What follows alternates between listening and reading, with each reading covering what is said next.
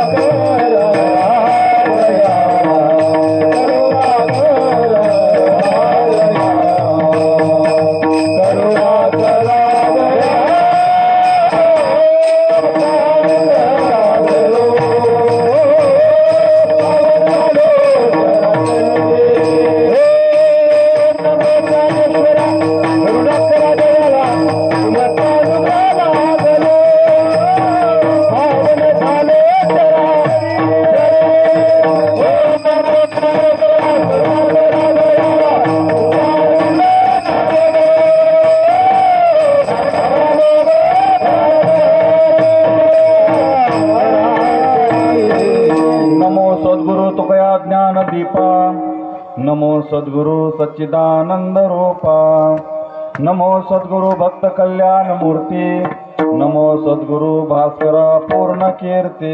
दयांची केलिया स्मरण होय सकल विद्यांचे अधिकरण, येची बंधू श्री चरण श्री गुरूंचे हे नमस्कारो नियाता. मौलोबद्ध जटाम सुवल कपटाम संसक्त मूल छटाम, आच्छिन्नामर संकटाम मकपटाम मध्यस्थ गोदा तटाम, सीता सन्निकटाम सलक्ष्मण भटाम वामांगटोन्नोत्कटाम, रामाख्याम प्रगटाम कृतोट जनटाम देवीं भजेटव्यटाम. मस्तक माझा पायावरी वार करे संतांचा, वार करी संतांचा, वार करी संतांचा.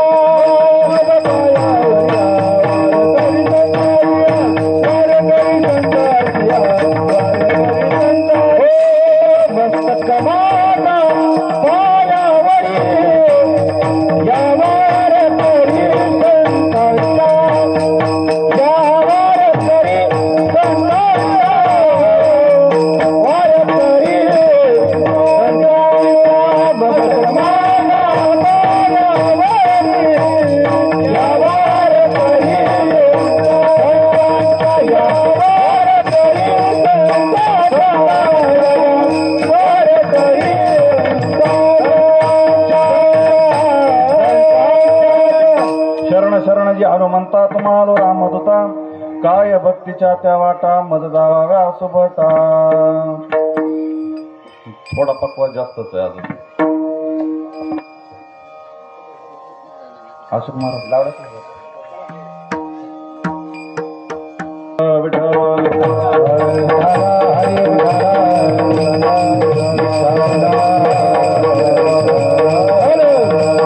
सुंदर ते ध्यान उभे विटेवरे करकटावरे ठेवनिया तुळसी हार गळा कासे पितांबर आवडे निरंतर हेचे ध्यान. प्रस्तुत प्राप्त प्रसंगी सेवेकरता घेतलेला अभंग जगद्गुरु श्री तुकोबाराय यांचा 4 चरणाचा अभंग असून या अभंगाद्वारे जगद्गुरु श्री तुकोबाराय भगवंताच्या स्वरूपाचं वर्णन करतात. विठाला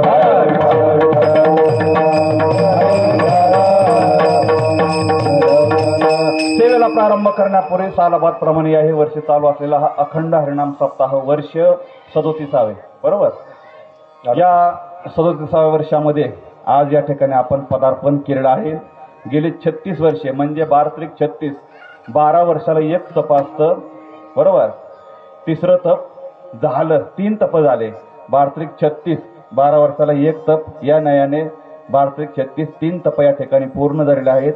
आणि या ठिकाणी अजून एक 25 वर्षाला रौप्य महोत्सव, 50 वर्षाला सुवर्ण महोत्सव, 75 वर्षाला अमृत महोत्सव आणि 100 वर्षाला शताब्दी. अशीच वाटचाल तुमची या गावकऱ्यांची या पारमार्थ क्षेत्रामध्ये राहो हीच भगवान चरणी प्रार्थना.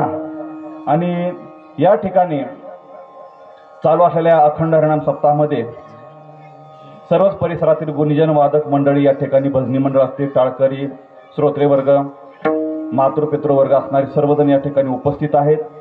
त्यामध्ये असणारे आपल्या परिसराचं वैभव असणारे हरिभक्तीपरायण गायनाचार्य भजन सम्राट अशोक महाराज बोर्डे आहेत. हरिभक्तीपरायण भजन सम्राट पोपट महाराज आहेत. हरिभक्तीपरायण भागवताचार्य आपला महाराष्ट्रामध्ये लौकिक कसा मिळवावा हरिभक्तीपरायण प्रमोद महाराजांकडून शिकावा बरं का. असे प्रमोद महाराजांचे वडील या ठिकाणी सुद्धा बाप्पांची या ठिकाणी उपस्थिती आहे. त्याचबरोबर माळेगाव नारडे तात्या हरिभक्तीपरायण तात्या आहेत. त्याचबरोबर मृदंगावर साथ करण्यासाठी 2 तास मला सांभाळून येणार आहेत बरं का आता ते. असे हरिभक्तीपरायण चैतन्य महाराज सत्वधर यांची सुद्धा या ठिकाणी आपल्याला 7 दिवस अशी गोड सेवा या ठिकाणी आपल्याला त्या ठिकाणी उपलब्ध करून देणार आहेत. त्यांनाही धन्यवाद. त्याचबरोबर आमचे ज्येष्ठ गुरुबंधू पाटाला आमच्या पाठीमागून आले पण आमचे ज्येष्ठ गुरुबंधू ठरले असे हरिभक्तीपरायण आमचे असणारे बापूदेव महाराज यांची सुद्धा या ठिकाणी उपस्थिती आहे. त्याचबरोबर आज ज्यांनी मला पूर्ण पोशाख चढवला आहे असे असणारे हरिभक्तीपरायण महाराजांनी संकल्प केला बरं का. या 7 दिवसामध्ये जेवढे कीर्तनकार लोक येतील त्यांच्यासाठी पूर्ण पोशाख या ठिकाणी त्यांनी सुद्धा या ठिकाणी देणार आहेत. आज पण मला दिलेला आहे. समस्त ग्रामस्थ मंडळांच्या वतीने त्यांनाही धन्यवाद देतो. असे असणारे वचिष्ठ बाप्पा अर्थात आमचे मामा वचिष्ठ मामा यांची या ठिकाणी उपस्थिती आहे. त्याचबरोबर आमचे दुसरे मामा सुद्धा आता 2 येऊन बसले तिथं बरं का. माझी परीक्षा बघण्यासाठी आलेत. म्हणले गावात तर कीर्तन करीत नाही बरं का. मी संकल्प केला गावात कीर्तन करायचं नाही, अजिबात करायचं नाही.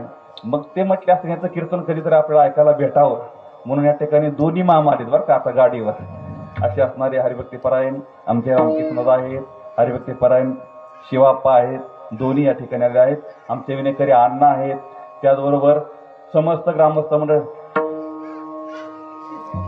आमचे बाबूराव सुद्धा आहेत बरं का. इथं मला कमी जास्त सांगणार आता 2 तास काही कमी पडलं की आमचे बाबूराव सुद्धा या ठिकाणी उपस्थित. पाकवादी साथ खूप गोड सेवा करतात बरं का.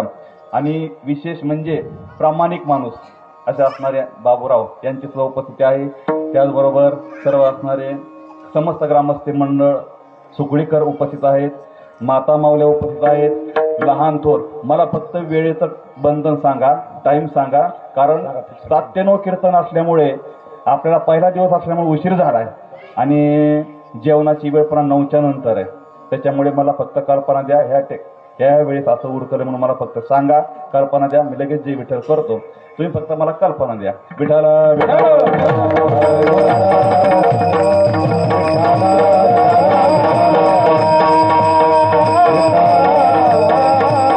जगद्गुरु श्री तुकोबाळा या अभंगाद्वारे भगवान परमात्म्याच्या स्वरूपाचं वर्णन करतायत. या अभंगाद्वारे अभंग सर्वांच्या परिचयाचा आहे. अभंग सर्वांच्या परिचयाचा आहे. लहानांपासून थोरापर्यंत सर्वांच्या परिचयाचा अभंग आहे. कोणत्याही गावामध्ये जा, महाराष्ट्रामध्ये आपल्या बरं का, आपली महाराष्ट्र संतांची भूमी आहे. आपण त्या कोणत्याही गावामध्ये जा महाराष्ट्रामध्ये, एवढ्या एवढ्या लेकराला सुद्धा विचारा, त्याला म्हटलं सुंदर ते ध्यान मन म्हटल्यानंतर तो सुद्धा म्हणणार बरं का, सुंदर ते ध्यान उभे ओट्यावरही म्हणेल पण म्हणणार. हो, पाठ जरी नसला तरी कानपाठ अभंग आहे. सरळ सोपा अभंग आहे. आवड काहीच नाही, सगळ्यांच्या पाठात राहतला असा असणारा अभंग आहे. गोड अभंग आहे. पण त्याच्यामधलं मार्मिक जर लक्षात ठेवायचं म्हटल्यानंतर खूप अवघड आहे. असा अभंग आहे. जगद्गुरु श्री तुकोबारा या ठिकाणी या अभंगाद्वारे भगवान परमात्म्याचे नवे नवे भगवान पंढरीश परमात्म्याच्या स्वरूपाचं वर्णन करतात. विठ्ठला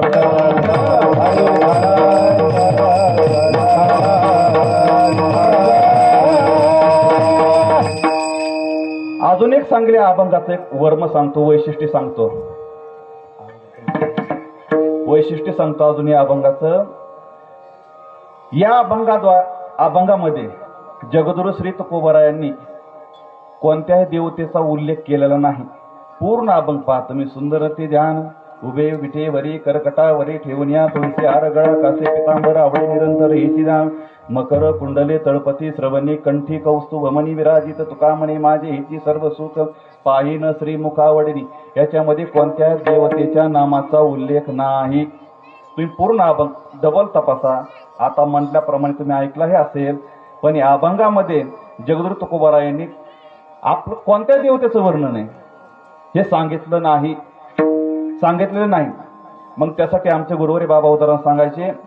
मग हा श्री विठ्ठलाचा किंवा श्री पंढरीश परमात्म्याचा किंवा पांडुरंगाचा अभंग कशावर ही एक शंका आहे. त्यासाठी आमचे गुरुवारी बाबा उदाहरण सांगायचे. पाठामध्ये शिकवत असताना सांगायचे उदाहरण. काय सांगायचे? पाठीमागे गाय उभी आहे, पुढे 4 कुत्रे आहेत, हातामध्ये त्रिशूळ आहे, डमरू आहे, काकेमध्ये झोळी आहे. मग हे वर्णन कोणाचं? गोसायचं? अहो गोसायचं नाही, भगवान दत्तांतराचं वर्णन आहे. बरोबर. दुसरं अजून एक वर्णन उदाहरण सांगायचे बाबा.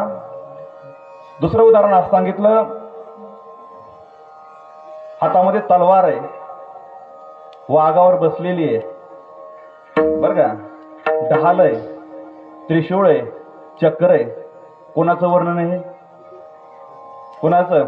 आंबाबाईचं, देवीचं? अशा असणार उदाहरण सांगायचे. तसं या अभंगाद्वारे या अभंगामध्ये जगद्गुरु श्री तुकोबारा वर्णन करत असताना भगवान परमात्म्याचा नाम उल्लेख न करता त्या ठिकाणी वर्णन करतायत. गळ्यामध्ये तुळशीचे हार आहेत, विटेवर उभा आहे, मकराकार कुंडल आहेत, हो, कौस्तुभ मणी धारण केलेलं आहे. मग हे वर्णन कोणाचं? भगवान पंढरीश परमात्म्याचं की, त्यात काय मध्ये संशय नाही. आणि दुसरं अजून एक उदाहरण सांगन. जगद्गुरु श्री तुकोबारांच्या परंपरेमध्ये भगवान पंढरीश परमात्म्याची वारी चालत आलेली होती. हो, त्यांचे असणारे पूर्वज मागल्या 7 पिढ्या असणाऱ्या, त्यांच्या 7 पिढ्यापासून त्या ठिकाणी असणारी परंपरा. माझ्या वडिलांची मिरासी देवा, माझ्या वडिलांची मिरासी देवा, तुझी चरण सेवा पांडुरंगा, पांडुरंगा तुझी चरण सेवा पांडुरंगा. माझ्या वडिलांची मिरासी देवा, माझ्या वडिलांची मिरासी देवा, तुझी चरण सेवा पांडुरंगा.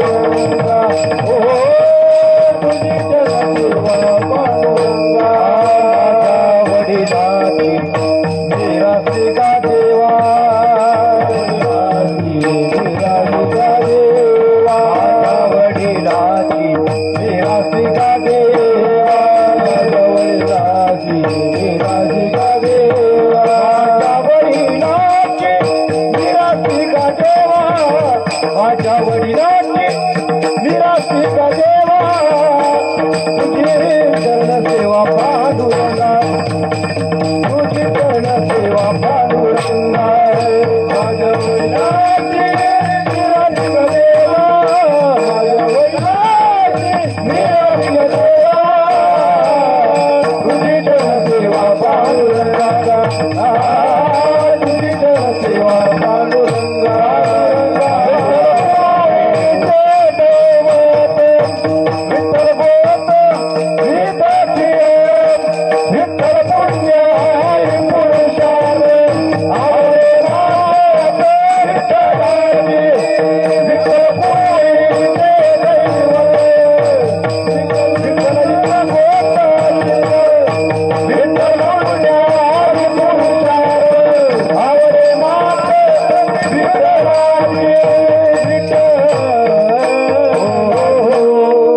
सांगतात जगद्गुरु श्री तुकोबाराय माझ्या वडिलाचे मिराशिगा देवा तुझी चरण सेवा. हो त्या ठिकाणी सांगतात आमची वडील वापर्जित असणारी परंपरा आहे. आमच्या परंपरेमध्ये भगवान पांडुरंगाशिवाय आम्ही कोणाचीच भक्ती केली नाही. त्या अर्थी हा अभंग सुद्धा जगद्गुरु तुकोबारांनी भगवान पंढरीचा परमात्म्याचं वर्णन केलेलं आहे. दुसरं तुम्हाला प्रमाण दिलं विठ्ठल कोळीचे दैवत. आमच्या कुळाचं दैवत असणार सुद्धा भगवान विठ्ठलच आहे. भगवान पंढरीच परमात्मा आहे. भगवान पांडुरंग आहे. त्यांचंच या ठिकाणी जगद्गुरु श्री तुकोबाराय वर्णन करतात. वर्णन करणारे सुद्धा त्याच तोलामोलाचे लागतात बरं का. अधिकार तैसा करू उपदेश या न्यायाने जगद्गुरु तुकोबाराय सुद्धा सांगतात. त्या ठिकाणी वर्णन करते सुद्धा साधे सुधे नाही. तुकाराम तुकाराम नाम घेता का पेयम धन्य तुकोबा समर्थ जेने केला पुरुषार्थ. जगद्गुरु तुकोबाराय सुद्धा त्याच ताकदीचे त्याच तोलामोलाचे सुद्धा भगवान पंढरीश परमात्म्याचे वर्णन करतात. नवे नवे उदाहरण सांगता येईल. ज्या शेष भगवंताला सुद्धा हजार तोंड असणारा त्या शेष भगवंताला सुद्धा भगवान परमात्म्याचं वर्णन करता करता त्याच्या जिभाच्या सुद्धा काय झाल्या हो चिरल्या. त्याला सुद्धा वर्णन करता आलं नाही. ते वर्णन जगद्गुरु श्री तुकोबाराय या अभंगाद्वारे करतात. हे सुद्धा नवले कारण जगद्गुरु तुका अवतार नामयाचा संप्रदाय सकाळांचा जगद्गुरु तुकोबारायांचे सुद्धा त्या ठिकाणी संप्रदाय त्या तेव्हापासून आलेला आहे. नवे नवे जगद्गुरु तुकोबारायांचा जर विचार केला एका युगातले भक्त नाहीत. जगद्गुरु तुकोबाराय हे 4 युगातले भक्त आहेत. सहयोगाचा भक्त नामा उभा कीर्तनी पाठीमागे डोळे झाकून उभी केली पाठीमागे डोळे झाकून उभी केली. सहयोगाचा भक्त नामा उभा कीर्तनी पाठीमागे डोळे झाकून उभी केली.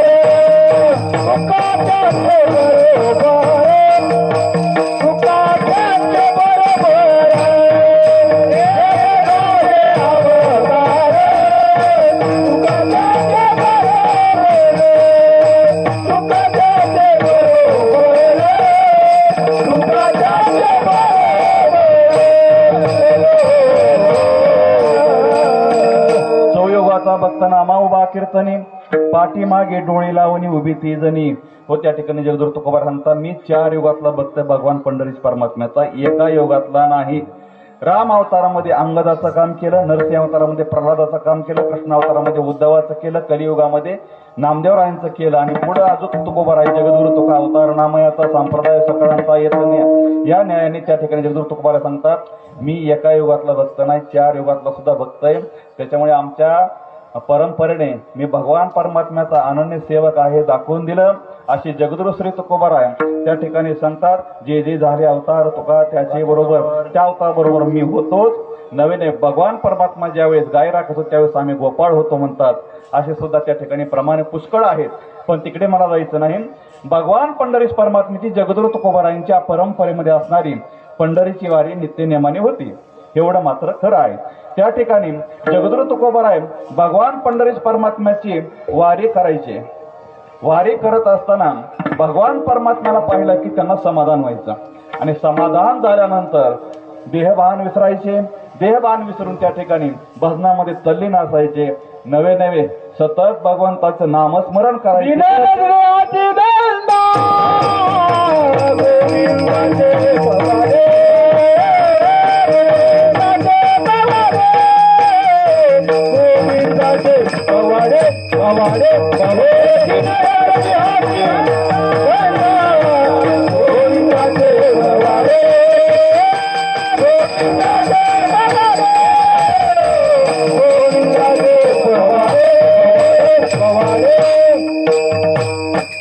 दिनरजने हाती धंदा गोविंदाचे पवाडे किंवा गोविंदासनी गोविंद शयनी गोविंद त्या मनी बैसलाशे किंवा पांडुरंग ध्यानी पांडुरंग मनी जागृती स्वप्नी पांडुरंग दिवस न कळे रात्र न कळे अंगी खेळे दैवत हे अशी पुष्कळ प्रमाण आपल्याला सांगता येतील. जगद्गुरु तुकोबाराय नित्य नामस्मरण करायचे. सदा नाम घोष करू हरी कथा तेने सदा चित्ता समाधान. या न्यायाने त्या ठिकाणी जगद्गुरु तुकोबाराय सतत नामस्मरणामध्ये त्या ठिकाणी तल्लीन असायचे. नवे नवे त्या नामस्मरणाची एवढी ताकद भगवान परमात्मा त्यांच्याकडे सेवा करायचा सुद्धा बरं का. त्या ठिकाणी सेवा सुद्धा करायचा. आणि जगद्गुरु तुकोबारायांना अनुभव आल्यानंतर सर्व समाजापुढे कीर्तन करत असताना जगद्गुरु तुकोबाराय त्या ठिकाणी भगवान परमात्माचे सतत वर्णन करायचे. वर्णन करत असताना त्यांचा मात्र एकच विषय, भगवान परमात्मा शिवाय दुसरं काही बोलायचं नाही. कीर्तनामध्ये आजकालची कीर्तनकार वेगळं बोलतात, तो भाग सोडून द्या. पण संतांचा विषय, एक विषय तो सकळांचा हरी. हो, संतांचा विषय म्हणजे फक्त विषय त्यांचा हो झाला नारायण. विषय त्यांचा झाला नारायण.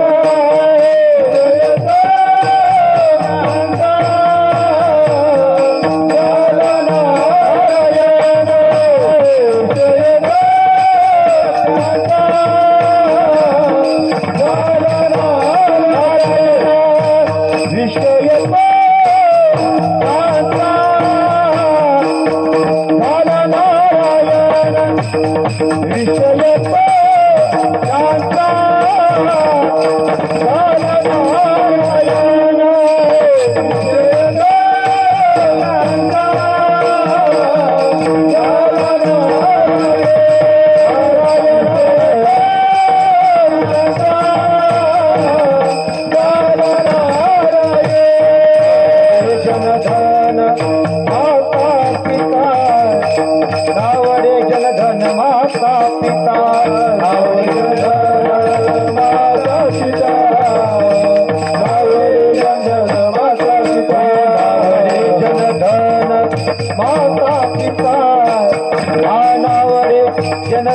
माता पिता जनगण माता पिता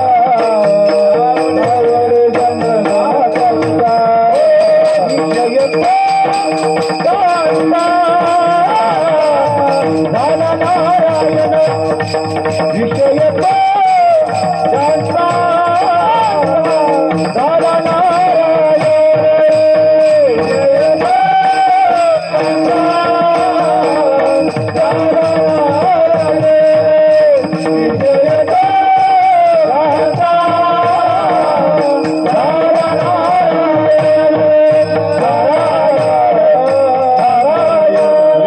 जानता झाला झाला नारायण. नावडे जनधन माता पिता त्यांचा विशेष भगवान परमात्मा झाल्यामुळे कुठेही बसले समाजामध्ये बसले, एकांतात बसले, लोकांतात बसले, कुठंही बसले तरी त्यांचा विषय मात्र भगवान परमात्माच असायचा. कीर्तनामध्ये सुद्धा कीर्तन करत असताना सुद्धा भगवान परमात्म्याचाच विषय सांगायचे.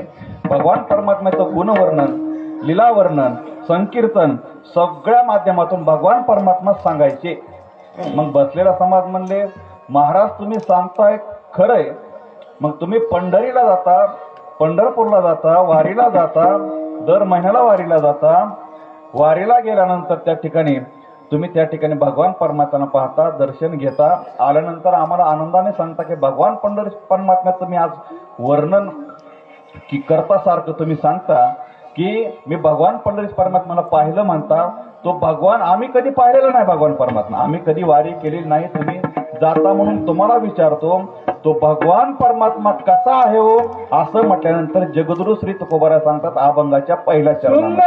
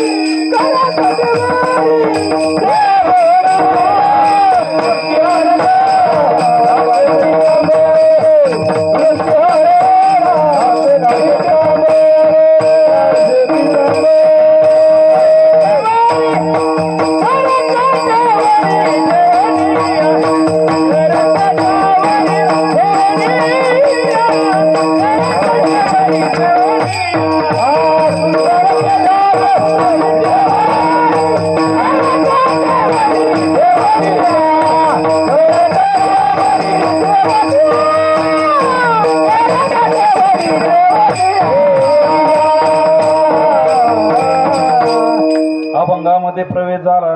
सुंदर ते ध्यान उभे विटेवरी करकटावरी ठेवूनिया. या ठिकाणी सांगतात भगवान परमात्म्याचं वर्णन जगद्गुरु तुकोबाराने समाजापुढे मांडायला सुरुवात केली. काय सांगतात? भगवान परमात्मा पहिलं विशेषण वापरलं सुंदर. भगवान परमात्मा कसा आहे? कारण पहिल्या दिवशी कीर्तनकाराने एक स्वरूपर तरी बोलावं किंवा नामपर तरी बोलावं. या न्यायाने या ठिकाणी सेवेकरता घेतला अभंग हा स्वरूपर आहे. म्हणून त्या ठिकाणी भगवान परमात्म्याचं स्वरूप सांगत असताना पहिल्यांदा विशेषण वापरलं सुंदर. भगवान परमात्मा सुंदर आहे. माझा प्रश्न आहे सुकुळीकरांना, तुम्ही पंढरपूरला गेले का? अहो बोला की नाही. अरे अरे बोला की अण्णा, तुम्ही पण नाही गेले खरं? हा, किती वेळ? महिन्याला जाता, बरोबर. भगवान परमात्मा सुंदर आहे काय बोलता? नाही. भगवान परमात्मा सुंदर आहे, खरं सुंदर आहे. मला सांगा, पंढरपूर गेलेल्या माणसांना विचारतो मी सुकुळीकरांना, भगवान पंढरीच परमात्मा सुंदर आहे, तुम्ही त्याच्या विटेवर उभे राहिलेला भगवान परमात्म्याचा कलर पाहिला का? कलर पाहिला का? कलर पाहिला का? अहो ज्ञानोबारांना विचारा. ठाईचाची काळा अनादी बहु काळा म्हणून वेदा चाळा लावी लागे माये. हो, ज्ञानोबाराय सांगतात ठाईचाची काळा अनादी बहु काळा म्हणून वेदा चाळा लावी लागे माये. ज्ञानोबाराय सांगतात ठाईचाची काळा अनादी बहु. ठाईचाची म्हणजे आतून बाहेरून काळा, आणि तुम्ही त्याला सुंदर म्हणताय. अण्णा बरोबर आहे काय? काय बोलता? विठाला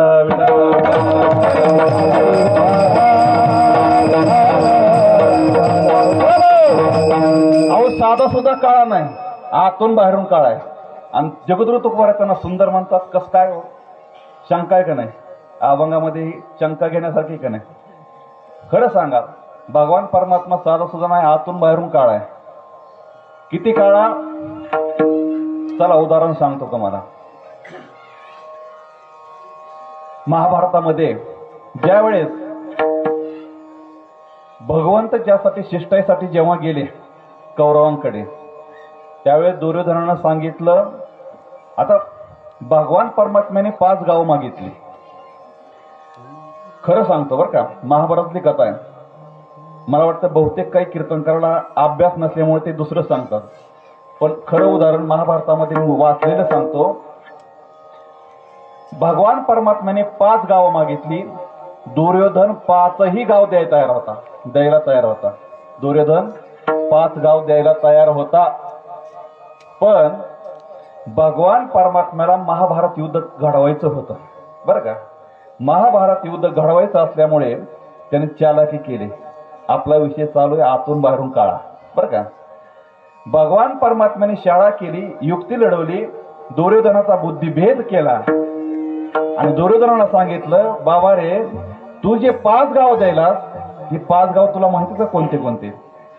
या भारतातली 5 महानगर आहेत ते, आणि ज्या ठिकाणी तुझा अपमान झालेला त्या ठिकाणी तुझा अपमान झालेला आहे, आणि ती 5 गाव तू द्यायलास.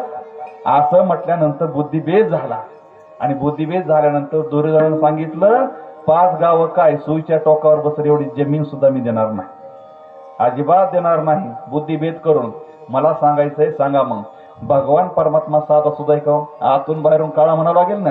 हो. अहो, अख्खं महाभारत घडवलं, अख्खं महाभारत घडवलं. कान्होबा खेळडाव जाऊ नको रे, कान्होबा खेळडाव जाऊ नको रे, कान्होबा खेळडाव जाऊ नको रे, कान्होबा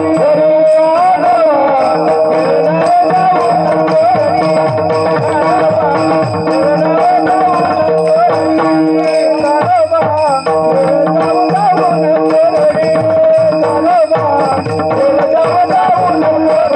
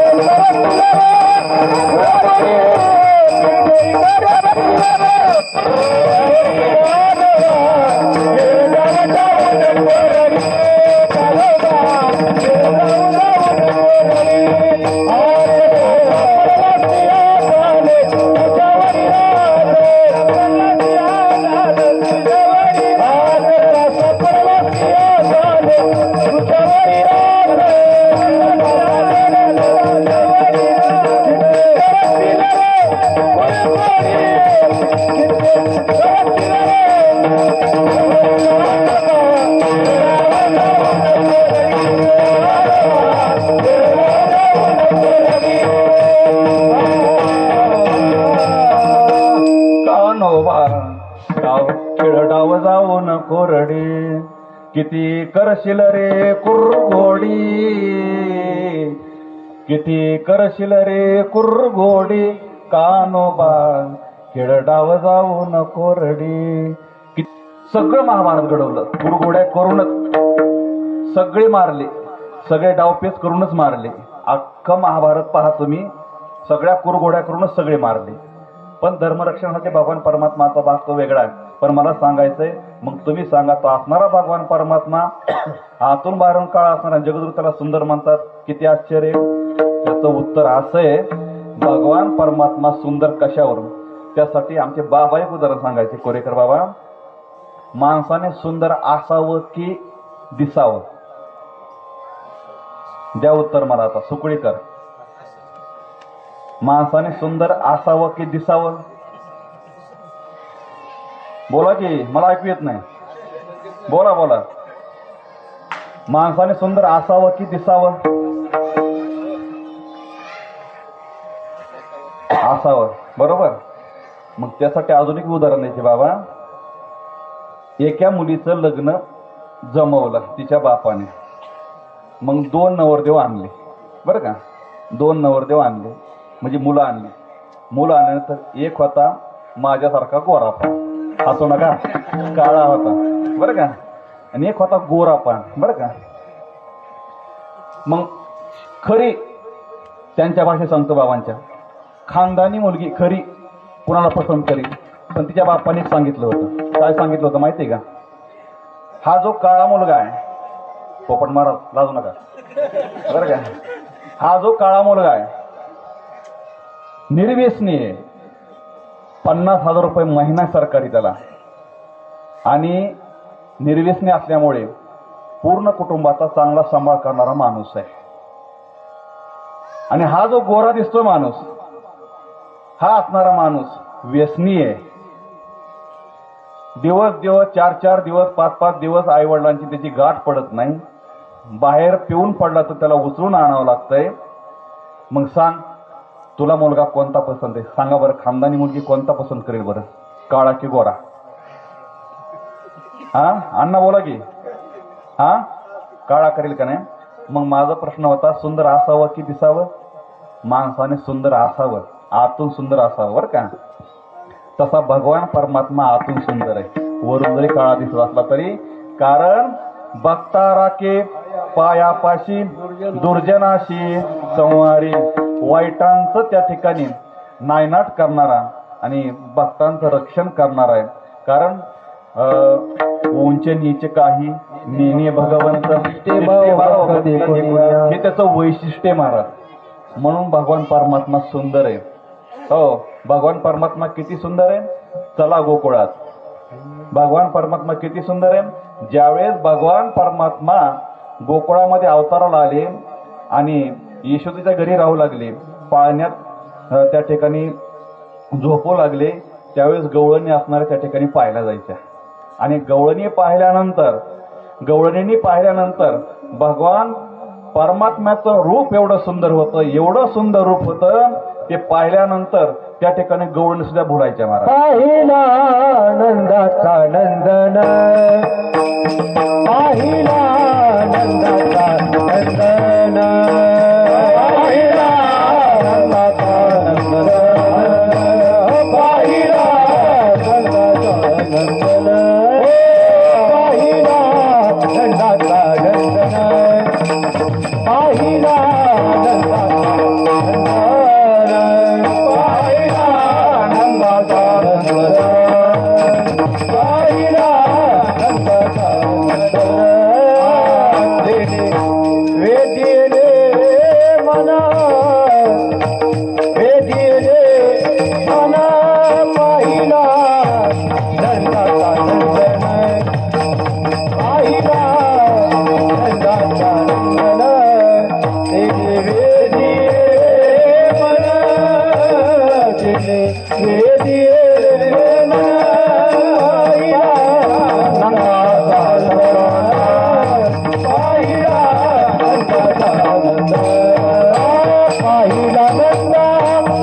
नंदन.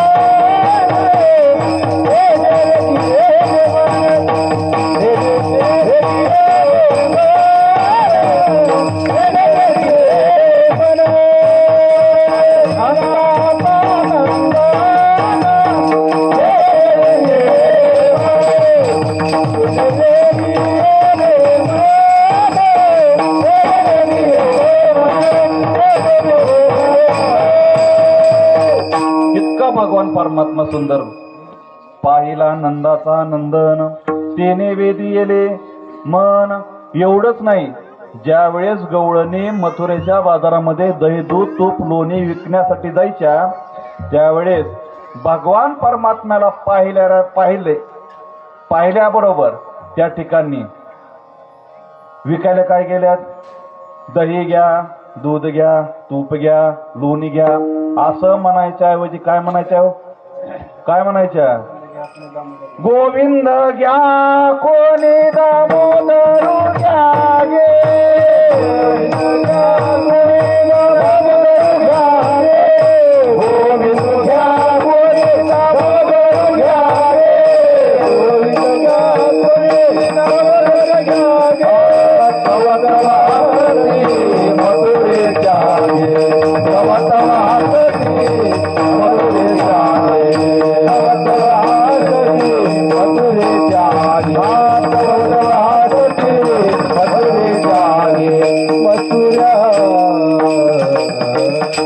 गोविंद घ्या कोणी दामोदर घ्या गे तव तव हासते मथुरेच्या गे. त्यावेळेस मध्ये सगळे काय वेळ लागलं म्हणायच्या गवळींना की भगवान परमात्मा घ्या म्हणायच्या.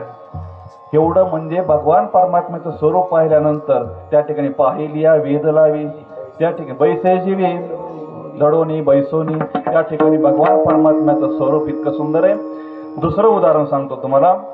ज्यावेळेस प्रभू रामचंद्र असणारे वनवासामध्ये आले, ज्यावेळेस 14 वर्षांचा वनवास त्यांना सांगितला, त्यावेळेस प्रभू रामचंद्र असणारे वनवासामध्ये आले. वनवासामध्ये आल्यानंतर काय झालं, चलत चलत एका दगडाला पाय लागला आणि त्या दगडाची काय झाली, बाई झाली.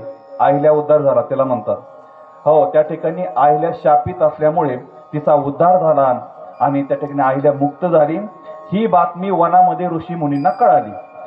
ऋषी मुनींना कळाल्यानंतर त्या ठिकाणी ऋषी मुनींनी सुद्धा विचार केला, आपण या वनामध्ये राहतो, या वनामध्ये राहत असताना आपली त्या ठिकाणी सेवा करण्यासाठी कोणीही नाही, आपली सोय होत नाही, आपल्याला टायमाला भाकर भेटत नाही, भाजी करून कोणी देत नाही, कोणी आणून देत नाही, आपल्याला पाला फळं त्या ठिकाणी भक्षण करावे लागतात.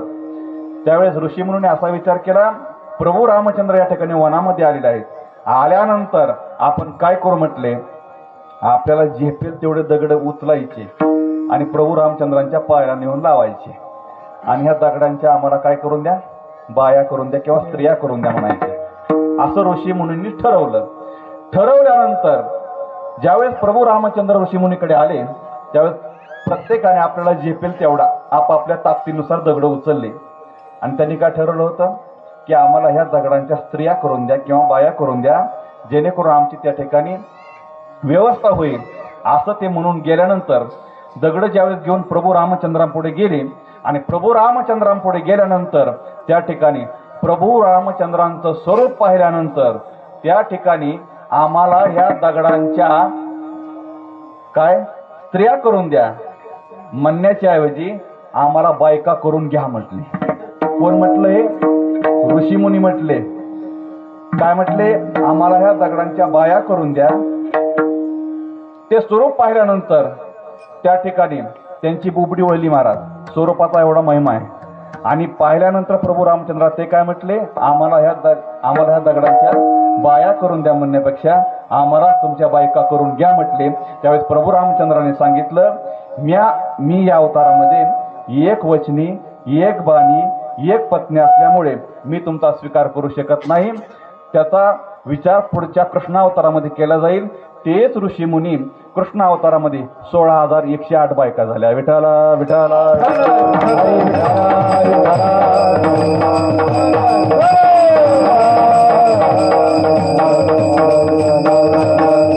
असा असणारा भगवान परमात्मा सुंदर आहे.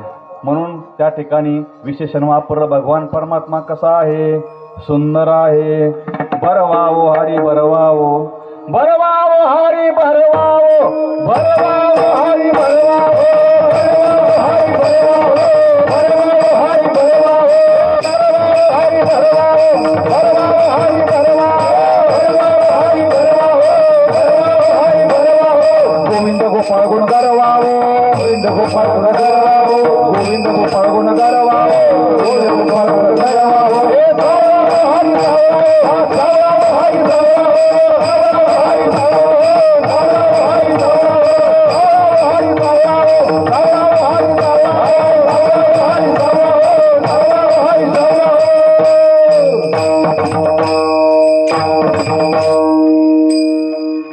ह्या गावात एवढे आराधी नाही म्हणून जमतंय. बरवावो हरे बरवावो, गोविंद गोपाळ गुण गरवावो, सावळावो हरे सावळावो.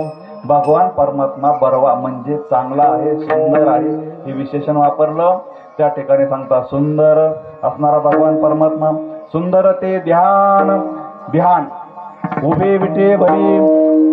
या ठिकाणी ध्यान शब्दाचा अर्थ वेगळा आहे बरं का बापूदेव महाराज. ध्यान शब्दाचा अर्थ वेगळा आहे. इथं ध्यान शब्दाचा अर्थ आहे रूप. आणि आपण जे ध्यान म्हणतो ते वेगळे. आपण ध्यान धारणा करत असतो, जप मनन करत असतो, ते ध्यान वेगळे. पण या ठिकाणी जगद्गुरु तुकोबारांचे ध्यान सांगायचे, भगवान पंढरीश परमात्मा ज्या विटेवर उभा आहे ते रूप, सुंदर ते ध्यान म्हणजे सुंदर ते रूप. ध्यान शब्दाचा अर्थ या ठिकाणी रूप आहे. हो, तो भगवान परमात्मा त्या ठिकाणी सुंदर अशा रूपाने त्या ठिकाणी उभा आहे. कसा आहे? उभे विटेवरी. भगवान परमात्मा विटेवर उभा आहे. विटेवर का उभा आहे? सगळ्यांना उदाहरण माहिती आहे. सगळ्यांना उदाहरण माहिती आहे.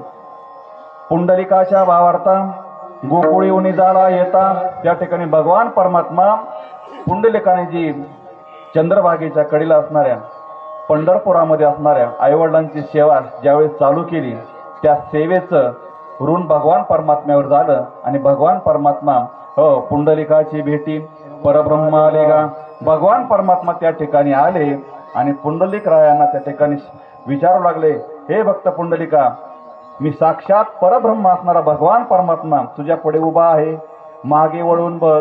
त्यावेळेस भगवान परमात्म्याला पुंडलिकाने पाहिलं नाही.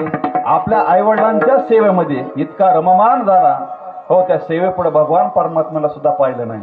आणि पाहिलं नाही म्हणून नंतर पुन्हा पुन्हा भगवान परमात्मा त्या ठिकाणी विनंती करायचे, हे पुंडलिका मागे वळून बघ. त्यावेळेस भक्त पुंडलिकाने असणारी जवळ असणारी वीट त्या ठिकाणी घेतली आणि ती वीट असणारी मागे भिरकावली. हो, प्रमाणे मागे भिरकाविली ऐसा कैसा रे तू धीट, मागे भिरकाविली वीट. हो, त्या ठिकाणी सांगतात, त्या ठिकाणी भक्त पुंडलिकाने असणारी पाठीमागे असणारी वीट फेकली आणि त्याच विटेवर भगवान परमात्मा आज तागायत युगी 28 विटेवर उभा. त्या ठिकाणी भगवान परमात्मा आहे. अजून एक उदाहरण सांगतो. ती वीट म्हणजे कोण? ज्या विटेवर भगवान पंढरीश परमात्मा उभा राहिला ती वीट म्हणजे स्वतः इंद्र आहे. स्वर्गाचा राजा असणारा इंद्र. त्या इंद्राला काही शापामुळे वीट व्हावं लागलं आणि उशाप भेटला. ज्यावेळेस भगवान परमात्म्याचे पाय तुझ्या विटेला लागतील त्यावेळेस तू या विटेमधून तुझी मुक्तता होईल. नंतर तू आपल्या स्वरूपाला प्राप्त होशील. ती असणारे वीट आणि त्या भगवान परमात्मा पंढरीश परमात्मा असणारा त्या ठिकाणी आज सागायत विटेवर उभा आहे. सुंदर ते ध्यान उभे विटेवरी. मग भगवान परमात्मा कसा उभा आहे? करकटावर.